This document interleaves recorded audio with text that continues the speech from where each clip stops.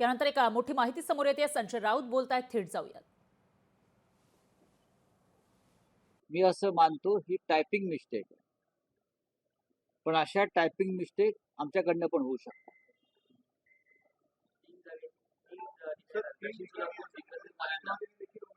नाही, परांडा दिग्रज मध्ये आमच्यातनी काँग्रेसमध्ये चर्चा झालेली आहे. दिग्रज मधून आमचा उमेदवार लढणार नाही. माणिकराव ठाकरे यांच्यासाठी ती जागा आम्ही सोडलेली आहे.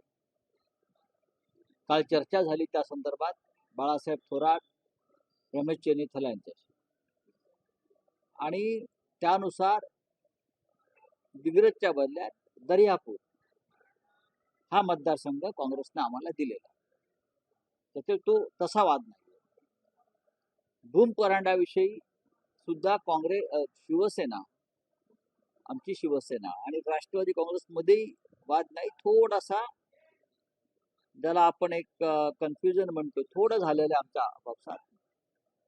खरं म्हणजे सुरुवातीला आम्ही ती जागा एकमेकांना बदलावी या संदर्भात नक्कीच चर्चा झालेली आहे. त्यातून मार्ग निघेल. पण दक्षिण सोलापूरच्या संदर्भात काँग्रेस पक्षाने उमेदवारी जाहीर केलाय. मिरजमध्ये काँग्रेसचे काही लोक आपला उमेदवार काँग्रेसचा देण्यासंदर्भात काहीतरी माझ्या कानावर आलेले. असं जर झालं तर संपूर्ण महाराष्ट्रामध्ये ही लागण लागेल आणि महाविकास आघाडीला अडचणी होतील.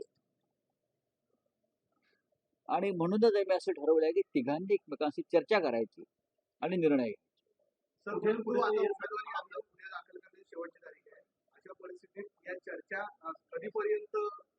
चर्चा संपलेल्या आहे. चर्चेला आता काय, आता फार चर्चा होईल असं नाही. काँग्रेस पक्षाची एक मागणी आहे की मुंबईमध्ये आम्हाला एखादी दुसरी जागा मिळावी.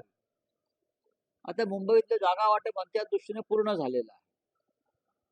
मुंबईत सर्वात कमी जागा खरं म्हणजे राष्ट्रवादी काँग्रेसच्या वाट्याला आलेल्या आहेत. राष्ट्रवादी काँग्रेस हा मोठा पक्ष आहे, पण त्यांनी समजुतीनं एक भूमिका घेतली की मुंबईपेक्षा त्यांनी पश्चिम महाराष्ट्र, उत्तर महाराष्ट्र अशा भागामध्ये, मराठवाड्यात आपली ताकद लावलेली आहे. आणि मुंबई हा परंपरेनं शिवसेनेचा एक महत्वाचा बालेकिल्ला. मुंबईत शिवसेना असणं गरजेचं आहे, जसं विदर्भात काँग्रेस असणं गरजेचं आहे. विदर्भात काँग्रेस असायला पाहिजे, काँग्रेस जिंकायला पाहिजे, जसं मुंबईत शिवसेना जिंकायला पाहिजे. आणि त्या दृष्टीनं आम्ही एकत्र बसून तासन तास, 14 तास असे बसून आम्ही जागा वाटप केलं. एखाद दुसऱ्या जागेवर शेवटपर्यंत एकमत होत नाही, हे सुद्धा तेवढंच खरं आहे. अजित पवार अजित पवार मुख्यमंत्र्याची पाठी दिली होती, मात्र मुख्यमंत्री हा सध्या अजित पवारने सारंगाने लपवला आणि ती पाठी घेतली. काय म्हणतो त्याला मी कसं काय सांगणार? त्यांच्या पक्षामध्ये मुख्यमंत्री पदाचे 3 पेक्षा जास्त चेहरे आहेत. फक्त सध्याचे एकनाथ शिंदे हाच चेहरा नाही आहे मुख्यमंत्र्याचा, बाकी सगळे आहेत.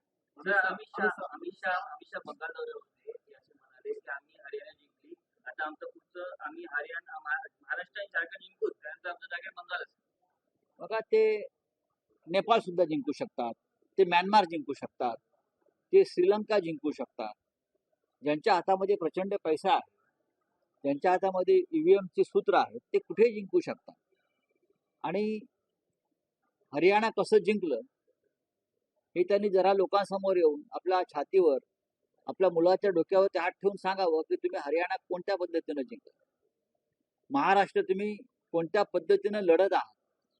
तुम्ही शिवसेना फोडली, तुम्ही राष्ट्रवादी काँग्रेस फोडली, फोडा, झोडा आणि जिंका ही तुमची भूमिका आहे. तेव्हा जर खरोखर तुम्हाला लढण्याची खुमखुमी असेल ना, तर आमची जी शिवसेना आहे त्या शिवसेनेचं चिन्ह आधी गोठवायला सांगा की तुम्ही तुमच्या चोरांना दिलेलं आहे, लफंग्यांना दिलं आहे, आणि मग मैदानामध्ये.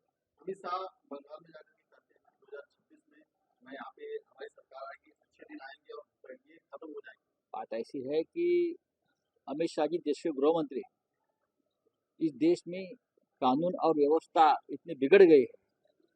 चाहे जम्मू कश्मीर में कल हमला हुआ, 4 जवान हमारे शहीद हो गए, 4 मजदूर हमारे मारे गए. पूरे देश में इस प्रकार का माहौल है.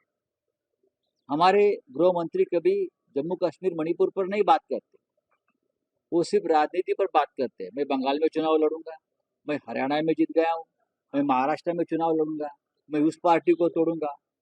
ये गृह मंत्री का काम है क्या? हाँ, सरदार पटेल गृहमंत्री थे, यही काम कर रहे थे, गुजरात के थे ना। हम उसको आयरन मैन कहते थे, लोह पुरुष कहते थे। ये हमेशा अमित शाह जी हमारे, उनका जो कर्तव्य है वो निभाते नहीं। आप जाइए जम्मू कश्मीर में, 4 जवान शहीद हो गए, आपको याद नहीं, मालूम नहीं? आप बंगाल कभी नहीं जीत सकते, आप महाराष्ट्र कभी नहीं जीत सकते। आपको पार्टी तोड़ना है, आपको किसी का पार्टी तोड़कर चुनाव चिन्ह चुराना है। हाँ, तोड़ो फोड़ो और चुनाव लड़ो, ये आपकी भूमिका है, और क्या है? विरोधी कहीं भी दिखा रहा है कि एमडीए में आपस में गुस्सा नहीं है, टिकट बंटवारे को लेकर देखिए देखिए, 3 बड़ी पार्टियां चुनाव लड़ रही है। आखिर तक 2-4 सीट पर ये चर्चा जारी रहती है, चाहे सामने वाली महायुति हो या महाविकास आघाड़ी हो। जब बीजेपी और शिवसेना का गठबंधन था तो भी ये होता था, उसमें गलत क्या है? तो सर ये सवाल को लेकर सीएम का चेहरा नहीं दिया जा रहा है। कौन? सर आपने लोकसभा में कहा था कि राहुल गांधी का चेहरा नहीं है, इसमें स्टेज कम आ रहे हैं। यहाँ महाराष्ट्र में भी सेम कंडीशन है, कांग्रेस तो स्टैंड नहीं ले रही, जिसकी वजह से आप सीएम का चेहरा नहीं दे रहे हो। कांग्रेस ने स्टैंड नहीं होगा, लेकिन हमने स्टैंड लिया है ना। किसी को देखो, कांग्रेस को अगर स्टैंड लेना है तो दिल्ली से उनको मान्यता चाहिए। अगर दिल्ली वाले मान्यता नहीं देंगे तो नहीं लेंगे महाराष्ट्र के पुढारी लीडर्स। लेकिन शिवसेना स्टैंड ले सकती है कि हमारा चेहरा, महाराष्ट्र का चेहरा उद्धव ठाकरे जी है। ये हमने अगर कहा है तो कहा है। वो खुद ही कौन सा हाँ, सीएम का चेहरा अगर नहीं मिला मैं चेहरा की बात, इस राज्य का नेतृत्व अगर उद्धव ठाकरे करेंगे, ये मैंने बोला, तो उसमें मुख्यमंत्री कौन, ये कौन, ये कोई पूछने का सवाल नहीं है। मराठी काय सांगा, मुख्यमंत्रीपदाचा चेहरा कोण असणार महाविकास आघाडीचा? एक लक्षात घ्या की काँग्रेस पक्षाला त्यांचा चेहरा ठरवण्यासाठी दिल्लीतून मान्यता घ्यावी लागते। राष्ट्रवादी काँग्रेसच्या संदर्भात माननीय शरद पवार साहेब निर्णय घेतले, पण आम्ही असं म्हणतो की या महाराष्ट्राचा लोकप्रिय चेहरा हा उद्धव ठाकरे हाच आहे। एक कुटुंब प्रमुख म्हणून आजही लोक त्यांच्याकडे आदराने, प्रेमाने आणि ममतेने पाहतात। हे सांगायला मला कोणाच्या परवानगीची गरज नाही। विरोधी म्हणताय की हे जे चेहऱ्याची बात आहे किंवा उद्धव ठाकरे आपल्या कोण घेतला एक तिसरा चेहरा म्हणून महाराष्ट्राचा येईल या सरकारने। मुळात हे जे आमचे विरोधी आहेत, भारतीय जनता पक्ष, शिंदे गट, अजित पवार यांनी त्यांचा चेहरा ठरवावा। मी खात्रीने सांगतो, एकनाथ शिंदे हे पुढले मुख्यमंत्री असणार नाहीत। मी जसं सांगतो तसं घडतं हे मला माहिती आहे। एकनाथ शिंदे कोणत्याही परिस्थितीत या राज्याचे मुख्यमंत्री नसतील, हा निर्णय अमित शहा यांनीच घेतलेला आहे।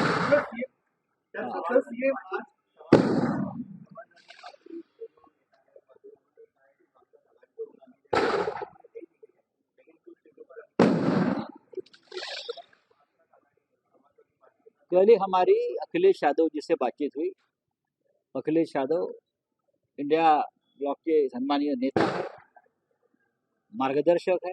हमारी उनसे बात हो गई, शरद पवार साहब के साथ उनकी बात हो गई, सुप्रिया सुले से बात हो गई, और जो बात हुई है उसके हिसाब से हम काम कर रहे हैं। चलो,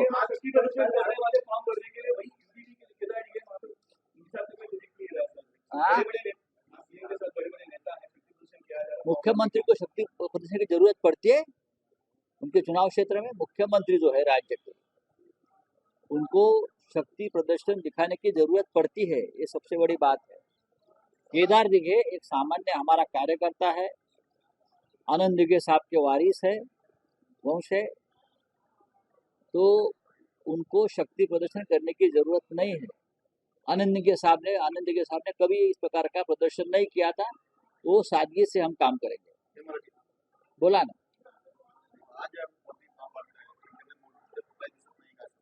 मुख्यमंत्री आहेत, खरं म्हणजे मुख्यमंत्री पदाचा राजीनामा देऊन त्यांनी अर्ज भरला पाहिजे। प्रधानमंत्री म्हणून अर्ज भरतात, मुख्यमंत्री म्हणून अर्ज भरतात, सगळी यंत्रणा लावली जाते कामाला।